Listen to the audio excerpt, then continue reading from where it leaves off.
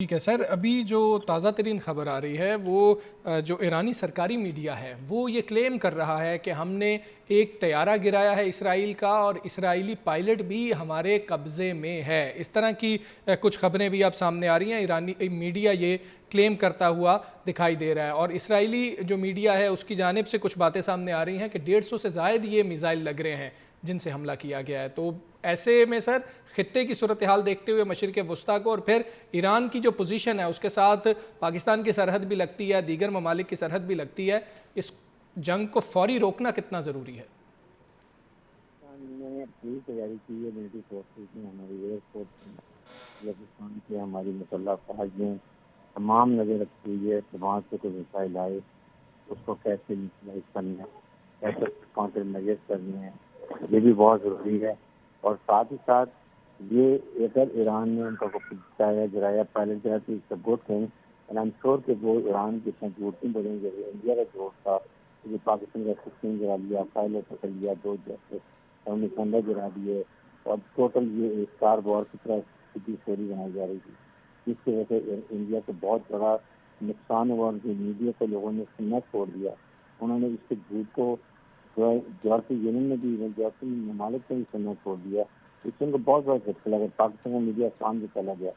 तो देखना ये है कि इसमें अब इसके बाद आमतौर पर ऐसी हालात होते हैं तो इस तरह का ड्रोन जैसा यूज करेगा और उसके बाद अगर नुकसान होता है तो नेशनल खुल के इसराइल की सपोर्ट करें, बल्कि वो ऑलरेडी सपोर्ट कर रहे हैं और वो अपने मिलिट्री कंट्रीज के एयर स्पेस भी यूज कर रहे हैं, ग्राउंड स्पेस भी इस्तेमाल कर रहे हैं।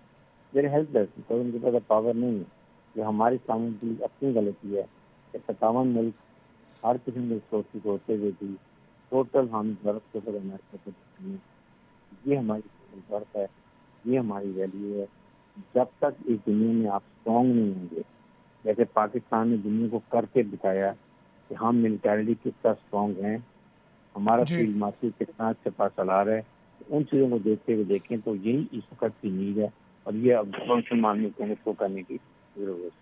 गूजा बैतुल मक़दस में धमाकों की आवाज़ें सुनी गई हैं। मालूम हुआ है कि यह हमला बैलिस्टिक मिज़ाइलों से किया गया है। तल अबीब में सायरन बज रहे हैं जिसके बाद शहरियों की बड़ी तादाद बंकरों में चली गई है। कुछ मनाजिर आप देख रहे हैं, ये एक इमारत है तल अबीब में, जिसकी ये इमारत है और वहाँ पर बैलिस्टिक मिज़ाइल लगा है। यही कहा जा रहा है कुछ ड्रोन जो हैं उनके हवाले से भी बात हो रही है कि ड्रोन उड़ते हुए भी नज़र आ रहे हैं। कुछ जो फुटेजेस हैं उनमें हम देख सकते हैं कि मिज़ाइल्स को इंटरसेप्ट भी किया गया है, लेकिन कुछ मिज़ाइल्स हमें टारगेट पर हिट होते हुए भी नज़र आ रहे हैं। लेकिन इसके हवाले से कोई बाकायदा तस्दीक होगी ईरानी हुकूमत की जानिब से या इसराइल की जानिब से तो उस हवाले से भी हम आपको आगाह करेंगे। लेकिन बज़ाहिर जो इस वक्त हालात नज़र आ रहे हैं वो ये है कि ईरान की जानिब से एक भरपूर हमला किया गया है और ईरान ये क्लेम कर रहा है कि इसराइल के 2 जंगी तैयारे अब तक हमने तबाह कर दिए हैं। और एक खातून पायलट के हवाले से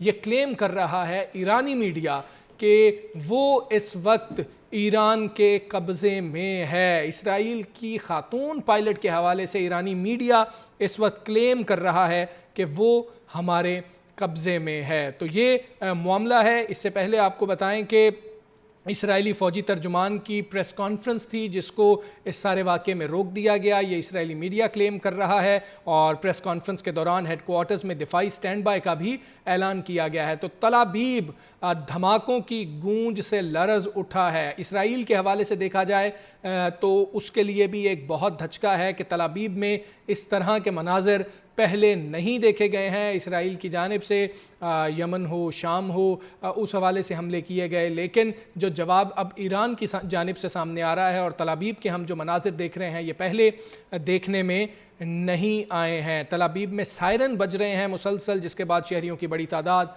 बंकरों में जा चुकी है। ईरान ने जवाबी कार्रवाई का आगाज़ कर दिया है और हमें दिफाई तज्ज़ियाकार ब्रिगेडियर रिटायर्ड गज़नफ़र अली साहब ने ज्वाइन किया। ब्रिगेडियर साहब बहुत शुक्रिया आपका। सर, जवाबी हमला कर दिया है ईरान ने और अब आप मामलात को क्या देख रहे हैं? अब इसराइल की बारी है कि इसराइल देखेगा कि हम किस हद तक जा सकते हैं। जहाँ ये तो नजर आ रहा है। अभी देखना ये है कि इफेक्ट क्या हुआ है उस नजरे का। जो मिसाइल उन्होंने फायर किए हैं उनमें से कितने इंटरसेप्ट हुए हैं और कितने टारगेट पर लगे और कौन कौन से टारगेट उन्होंने हिट किए हैं। ये ज़रा इफेक्ट इसका देखें, उसके बाद फिर पता चलेगा कि ईरान का, इसराइल का, क्योंकि अमेरिका ने ये भी कहा था ट्रम्प ने कि अगर ईरान ने रिटेलिएट किया तो हम इसराइल के साथ खड़े होंगे। तो अब ये कुछ घंटे बाद पता चलेगा कि अमेरिका का क्या एटीट्यूड होता है, इसराइल के अंदर डैमेज कितना हुआ है, और उस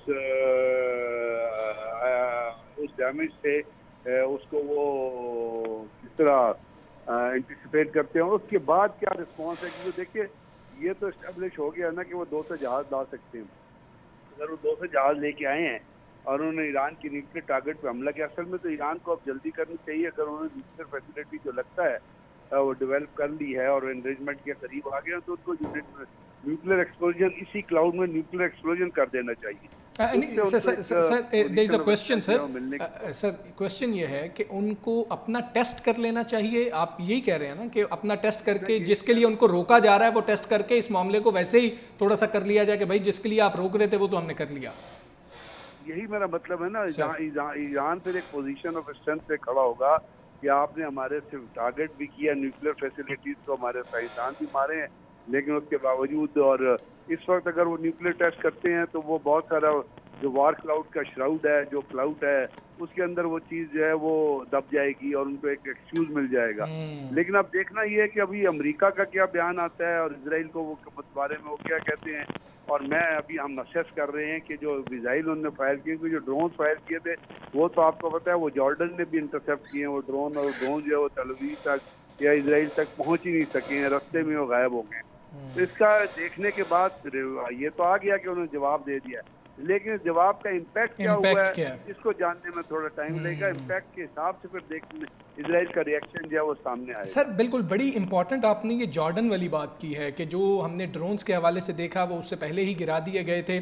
सर इस पे मेरा सवाल आपसे ये है कि जिस भी मुल्क की फ़ज़ाई हुदूद से इस तरह का कोई हमला हो रहा हो या इस तरह से ड्रोन्स जा रहे हों, सर उसको वाकई उसको गिराना बनता भी नहीं है, उसके डिफेंस सिस्टम को। इस पर आप क्या राय रखते हैं? देखिए ना, वॉर में तो हर चीज़ होनी चाहिए ना। ईरान के पास कैपेसिटी कम है, एयरफोर्स नहीं है, लेकिन मिसाइल आर्सेनल मौजूद है। अब इसराइल को, मैं तो कहता हूँ कि इसराइल को चाहिए हौथियों को भी एक्टिवेट करे और हिज़्बुल्लाह को भी एक्टिवेट करे, उनको भी मिसाइल प्रोवाइड करे, और उसके ज़रिए जिस तरह हौथियों ने पहले बाबुल मंदल को और बाकी जगहों को लॉक किया था और इसराइली जहाज़ों पे हमला किया था, ये दोबारा शुरू हो जाना चाहिए। अब ईरान को हर टेक्निक और हर टैक्टिक्स इस्तेमाल करने की ज़रूरत है इसराइली थ्रेट को काउंटर करने के लिए, इसराइल के ऊपर हमला करने के लिए। सर आप ईरान की इंटेलिजेंस और जो अंदरूनी या दाखिली कमज़ोरियां हैं उसको किस तरह देखते हैं कि उसमें कितनी खामियां सामने आई हैं जो इसराइल ने हमला किया और इतने मतलब कि एक्यूरेट टारगेट्स कर लिए? जहाँ ना वो एक्यूरेट टारगेट किस तरह हुए वो तो सामने आ गया कि उन्होंने अपनी पहली मुस्तैद की और CIA की टीम को और कमांडोज को और इंटेलिजेंस एक्सपर्ट्स को पहले ही प्लेस कर दिया था।